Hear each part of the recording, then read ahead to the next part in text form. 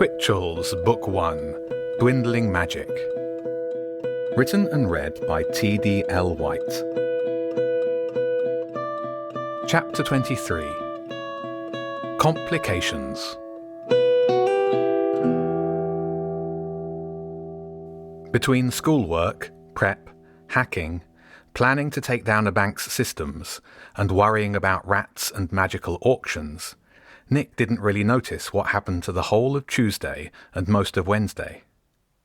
For reasons that included his fear of rats and his lack of portal floating coordination, the decision had been made to leave him out of the meeting with Mrs. Moss in London. And that was fine by Nick. If things didn't go well in London, the gang decided they would corner Collier and persuade him to tell them exactly what he did with the book. Even Jenny, who was a proponent of not causing any trouble at Twitchell's, said she'd twist his arm. Nick wasn't sure if she meant it figuratively or literally.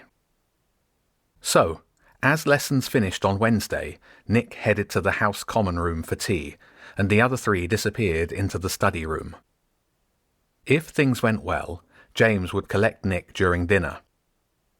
As he ate a tangy cheese sandwich, Nick couldn't help remember the gang's last trip to London had ended with them tumbling out of the portal pursued by rats and ravens. He managed a little war driving during prep, picking up more 6 GHz networks. While he really wanted to do some proper network discovery to see exactly what the 6 GHz network was being used for, he didn't want to risk himself being discovered in the process. Dinner was great, apart from the fact that James didn't show up to collect him. Nick waited until the dining hall completely emptied, then headed to the common room to wait for James there. Back in his favourite armchair, he watched the caretaker turn on the Wi-Fi and then made a snap decision to attempt a connection to the strongest 6 GHz network he could find, which was twit_door_H4. A network that he figured was used for door access.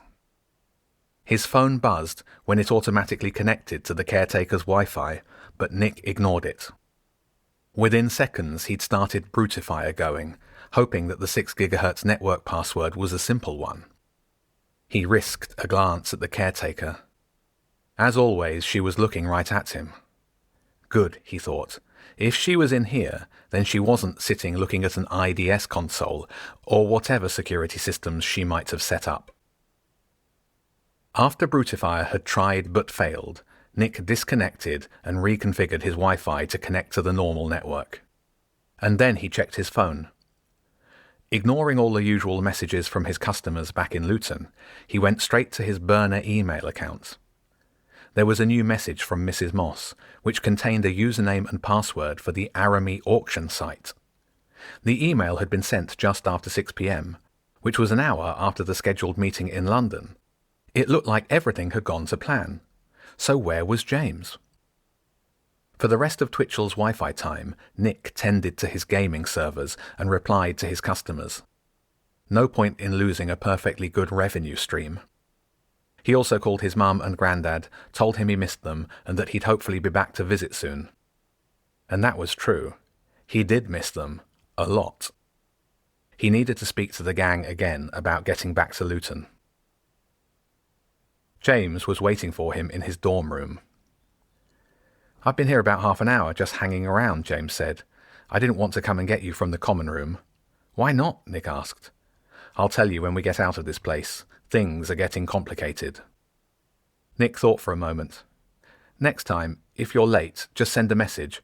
I'll always head to the common room after dinner to use the Wi-Fi, and I can check my phone then." "Good point," James said. "I tend to think of Twitchell's as a total black spot. Come on, let's go."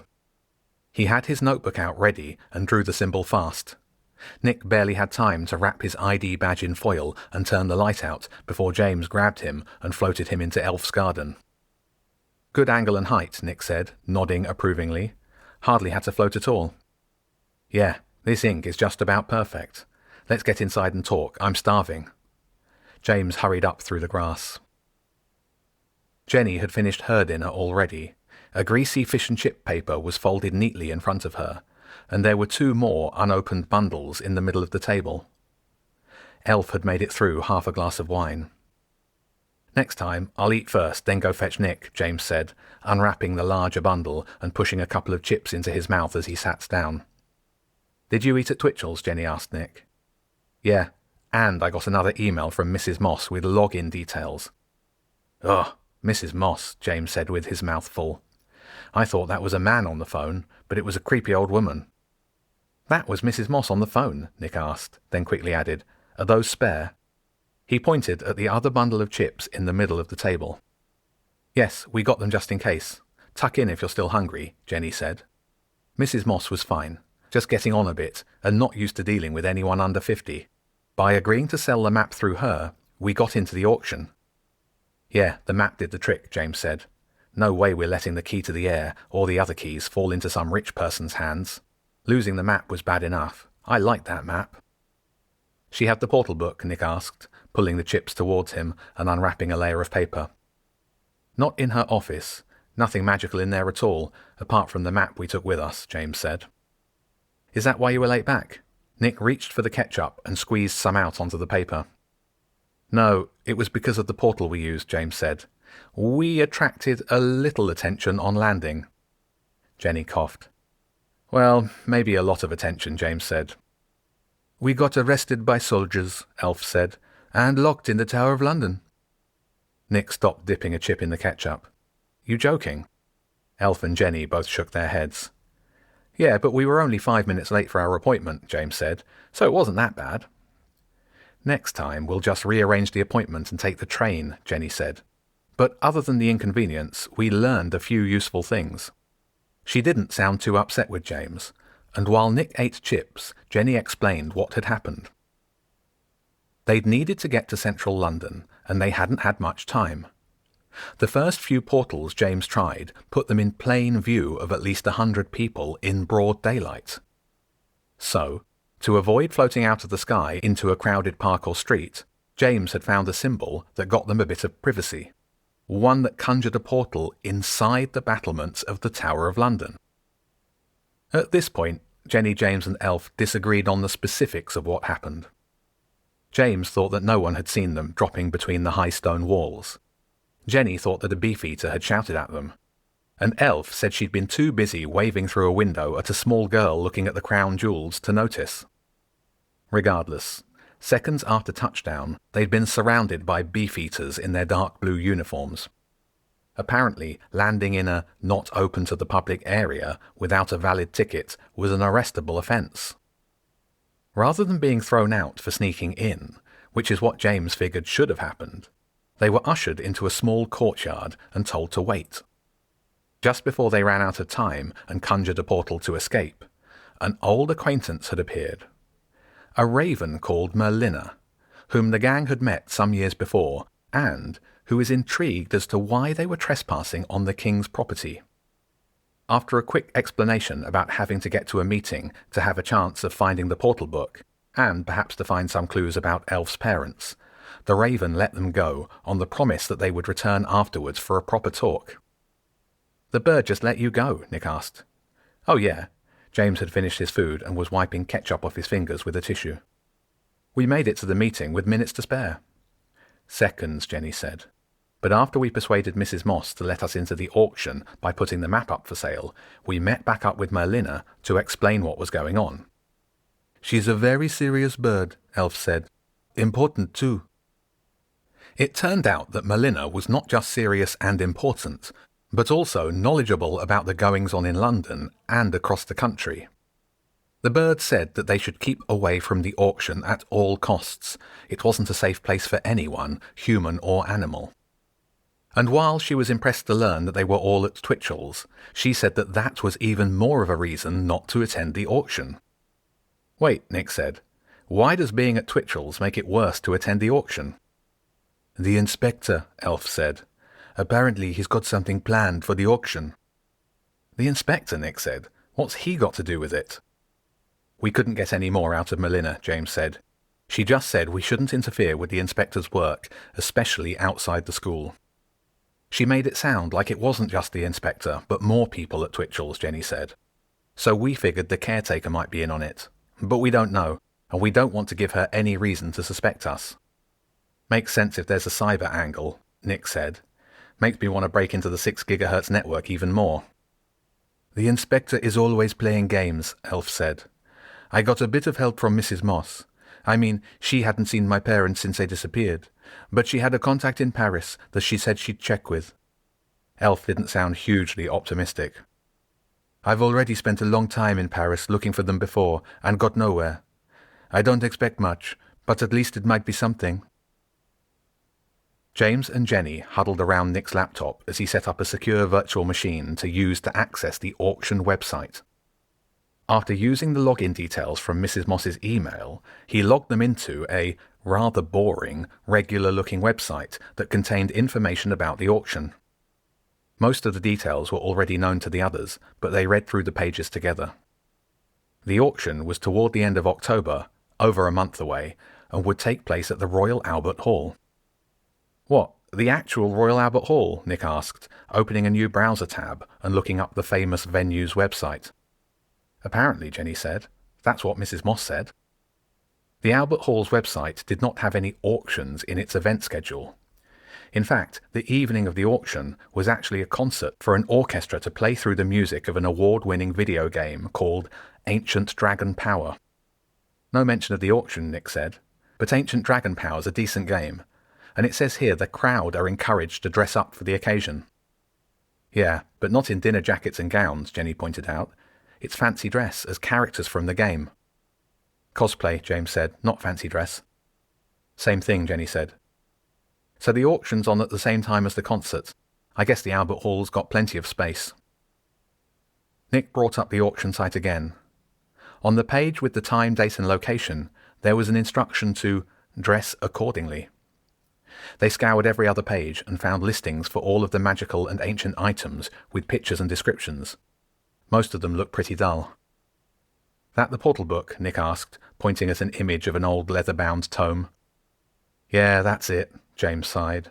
And there's no way to get an early viewing. We checked with Mrs. Moss. It's all on the night, viewing and then bidding straight after. What's the book worth? Nick didn't think it looked like much, but if it was magic, that would surely raise its value. There were no prices listed for any of the items. Mrs. Moss said a lot, but we couldn't pin her down, Jenny said. She was good at avoiding questions about money, and about where the book was currently being stored.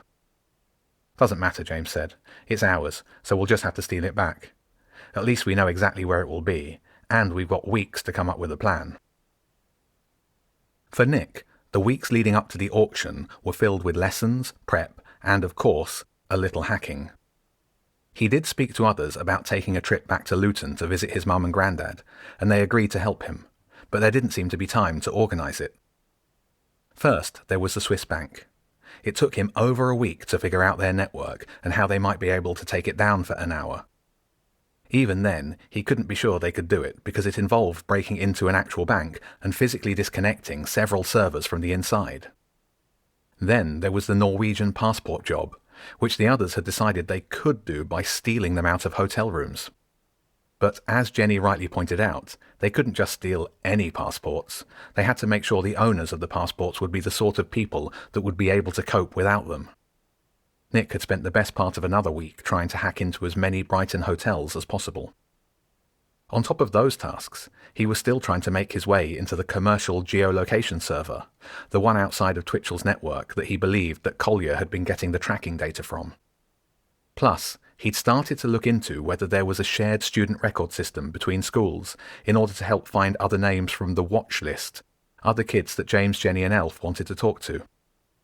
So far, the Twitchell student record system didn't seem to be connected to any other schools. In fact, it didn't seem to be connected to any other system outside Twitchell's at all. It was while running more tests on the SS-Tag geolocator server that he made an alarming breakthrough. Since the discovery of the 6 GHz network around the school, Nick had been trying to figure out how the ID badge data was being transmitted from the server that he'd hacked into, that tracked the live locations of everyone, to the door network. But the SS-Tag server simply received the badge data and then did nothing else with it at all. Where was the connection to the doors? Where was the staff data? Teachers wore badges and could get through the doors, but they didn't show up at all on the server. All Nick could think of was that the commercial server, running in some company's data center, did have the teachers' data along with the students and was sending it straight to the door network. But then why bother with the internal SS-Tag geolocator server at all? It was while he was going backwards and forwards with this, and eating a particularly tasty apple pie in the dinner hall on Friday lunchtime, that the answer hit him. I don't think the Twitchell's network is real. What? James was prodding at his portion of apple pie with a fork. But that student location data was accurate, and aren't you running game servers on it? It's real in that way, Nick said, but not in any other way. It's too small and too simple, and the student record system is totally isolated from anywhere else. And it was too easy to get into. The caretaker's smart. They're running an ultra-modern 6 GHz wireless network everywhere. The network I'm messing around in uses decade-old systems. I mean, they all work properly, but it's nowhere near cutting edge. Then what's it for? Jenny asked. Why have it around at all? Maybe it's a legacy network and they've upgraded most of it, James said, still prodding his pie. Schools often have old systems. Maybe. Nick wasn't so sure. Enough tech talk, Elf said. We can chat later. 2 teachers walked past and sat on the table behind them. Better get to next lesson, Jenny said. Everyone slowly began readying themselves for the afternoon of learning. James's apple pie stayed put on its plate. You going to eat that? Nick pointed at the pie. I'm not feeling great, James said. You can have it. Great. Nick scooped the slice up with one hand and ate it in 2 mouthfuls. It's not like you to leave dessert, Jenny said to James. Are you feeling all right? James shrugged it off. I'll be fine. Probably just need more sleep. Come on, let's get the afternoon over with. The afternoon's lessons dragged on, like they always seem to do on Fridays. Nick didn't even get a chess break either. The inspector didn't show up for anyone's meetings. Prep would have dragged too, if Nick had been allowed to do more than a few minutes of it. He was just getting into an exercise with the chemistry teacher when Jenny hurried into the lab. Sorry, Miss Atkins, Jenny said politely, but the inspector asked me to fetch Nick. Really? Miss Atkins sounded disappointed. Go on then, Nick. I'll see you next week. Don't forget to look at that list of bonds. Nodding, Nick gathered his stuff and went with Jenny. We need to go right now, she said, walking fast. James isn't doing well. It's his blood. We thought about taking him back first, then coming back for you, but this is easier, and I don't think a few minutes will make much difference to him. Is he okay? Nick asked. No, but he will be once we get back to Brighton. This is the worst I've seen him. Once he's regained his strength, I think it's time to get one of those jobs done and see if we can contact the alchemist. Nick had been entertaining the idea that they might never actually get round to completing one of the alchemist's requests. Now, keeping pace with the determined girl, he started thinking that the weekend wouldn't be quite as fun as he'd hoped.